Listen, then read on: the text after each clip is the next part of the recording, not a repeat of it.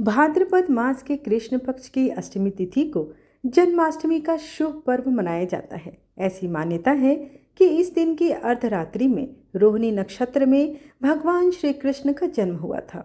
इस साल 2025 में यह असमंजस बना हुआ है कि 15 और 16 अगस्त की तारीख में कौन से दिन जन्माष्टमी का पर्व मनाया जाएगा। श्री कृष्ण का जन्मोत्सव किस तारीख को मनाया जाएगा और गोकुलाष्टमी की सही डेट क्या है। तो पंचांग के अनुसार भाद्रपद मास के कृष्ण पक्ष की अष्टमी तिथि 15 अगस्त 2025 की रात लगभग 11:48 पर शुरू होगी और इसका समापन 16 अगस्त 2025 को रात्रि 9:34 पर होगी। अब आपको जन्माष्टमी का पंचांग विस्तार से बताते हैं। शास्त्रों के अनुसार श्री कृष्ण जन्माष्टमी पर भगवान कृष्ण मथुरा नगरी में राजकुमारी देवकी और उनके पति वसुदेव के 8वें पुत्र के रूप में अवतरित हुए थे। मान्यता यह भी है कि जो व्यक्ति कृष्ण जन्माष्टमी का व्रत रखकर पूजा अर्चना करते हैं उनकी समस्त मनोकामनाएं भगवान श्री कृष्ण पूर्ण करते हैं।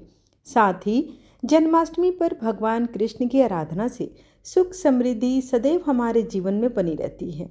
जन्माष्टमी का व्रत रखने से व्यक्ति को अक्षय पुण्य की प्राप्ति भी होती है। कई लोग व्रत उपासना करके रात्रि जागरण करते हैं और कीर्तन करते हैं।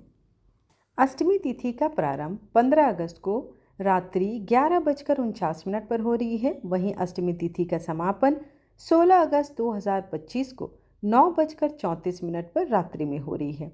रोहिणी नक्षत्र का प्रारंभ 17 अगस्त 2025 को 4:48 पर हो रहा है। वहीं रोहिणी नक्षत्र का समापन 18 अगस्त 2025 को 3:17 पर होगी। ऐसे में चूँकि अष्टमी तिथि हमें लेनी है और रोहिणी नक्षत्र भी, तो रोहिणी नक्षत्र के बिना ही इस बार आपको जन्माष्टमी का व्रत मनाना पड़ेगा, क्योंकि 16 अगस्त को उदया तिथि लेते हैं और अष्टमी तिथि का समापन 16 अगस्त के रात्रि में हो जाएगा।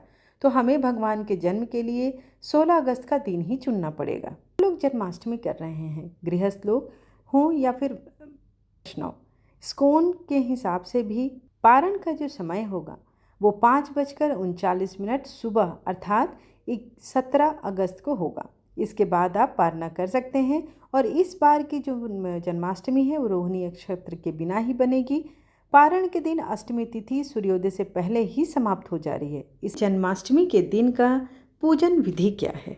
जन्माष्टमी के दिन की शुरुआत प्रातःकाल सर्वप्रथम घर की सफाई से करें। इसके बाद पूजन स्थल को स्वच्छ करें। फूलों से, रंगोली से, रंग बिरंगे कपड़ों और जन्माष्टमी से जुड़े सभी शुभ प्रतीकों को सजाएं। श्री कृष्ण जन्माष्टमी के स्वागत के लिए सुंदर कृष्ण जन्माष्टमी रंगोली भी बनाई जाती है। जन्माष्टमी का व्रत करके और भक्तगण रात्रि जागरण करते हैं। यह व्रत भी 2 प्रकार का हो सकता है।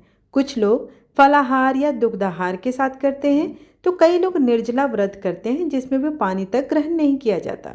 यह व्रत भगवान श्री कृष्ण जन्माष्टमी पर अपनी भक्ति और समर्पण का प्रतीक है।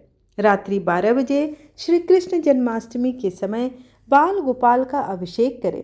इसके लिए पंचामृत, गंगा जल और पवित्र जल का उपयोग करें। जन्माष्टमी पर अपने बाल गोपाल को सुंदर वस्त्र, मुकुट, मोरपंख और आभूषण पहनाएं ताकि उनके आगमन का स्वागत भव्य रूप से हो सके। मध्य रात्रि में श्री कृष्ण जन्माष्टमी पर आरती करें, भजन का आयोजन करें। घी के दीपक, तेल के दीपक और मंद प्रकाश में श्री कृष्ण जन्माष्टमी की आरती का वातावरण भक्तिमय बनाया जाता है। जन्माष्टमी पर भगवान को नैवेद्य के रूप में फल, मेवा, माखन, मिश्री, खीर, साथ ही खीरे भी चढ़ाने की और धनिया की पंजीरी, ये सारी प्रसाद जो है भगवान को चढ़ाई जाती है। जन्माष्टमी व्रत का पारण, आरती और प्रसाद वितरण के बाद पारण मुहूर्त में ही करना चाहिए। साथ ही जन्माष्टमी के अवसर पर कई जगहों पर दही हांडी, रासलीला और अनेक प्रकार के कृष्ण लीला की झांकी का आयोजन किया जाता है, जो श्री कृष्ण जन्माष्टमी की महिमा को और भी बढ़ा देता है। इस साल कृष्ण जन्माष्टमी का सांस्कृतिक महत्व बहुत बढ़ जाता है। इस वर्ष हम भगवान श्री कृष्ण की 5252वीं जयंती मना रहे हैं। इसका सांस्कृतिक महत्व भगवान कृष्ण की जन्म कथाओं से जुड़ा हुआ है, जो कि भगवान विष्णु का 8वां अवतार था, जिसमें भगवान श्री कृष्ण ने कंस पर विजय प्राप्त की। बुराई पर अच्छाई की विजय का स्मरण में इस पर्व को हम सभी मनाते हैं।